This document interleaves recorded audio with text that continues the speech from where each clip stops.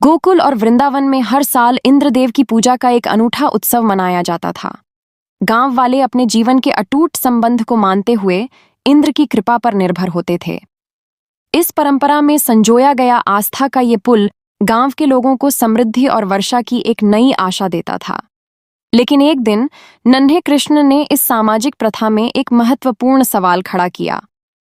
मैया, उन्होंने जिज्ञासा से पूछा, जब गायें हमें दूध देती हैं और गोवर्धन पर्वत हमें चारा और जल प्रदान करता है, तो हमें इंद्र की पूजा क्यों करनी चाहिए?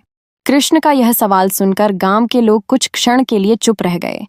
वे सोचने लगे कि शायद इस छोटे से कंठ से निकले शब्दों में कुछ गहराई हो सकती है।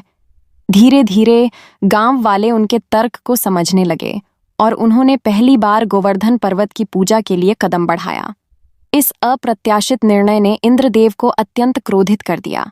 उन्होंने गोकुल पर भयंकर बारिश इस तरह बरसाना शुरू किया कि आकाश में कड़कती बिजली और तूफान सबको भयभीत कर दिया। गोकुलवासी डरकर कृष्ण के पास भागे, जहां उन्होंने नन्ही मुस्कान के साथ कहा, डरिए मत, मैं हूं ना। पर्वत के नीचे ढाल बनकर खड़े होने वाले नन्हे कृष्ण ने आश्चर्यजनक रूप से अपनी छोटी उंगली पर गोवर्धन पर्वत को थाम लिया। 7 दिनों तक इंद्र की बारिश ने गोकुल को भिगो दिया, लेकिन कृष्ण ने पर्वत को अडिग बनाए रखा।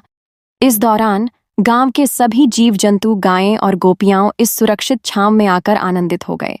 अंततः इंद्रदेव ने यह समझ लिया कि उनका सामना एक साधारण बालक से नहीं, बल्कि भगवान विष्णु से हो रहा है। वे तुरंत आए और कृष्ण के चरणों में झुक गए। कृष्ण ने अपने ज्ञान की गहराई से इंद्र को चेताते हुए कहा, इंद्र, शक्ति का घमंड मत करना। सच्चा भजन तो ईश्वर के बनाए हमारे प्राकृतिक धरोहरों और जीवों की सेवा में है।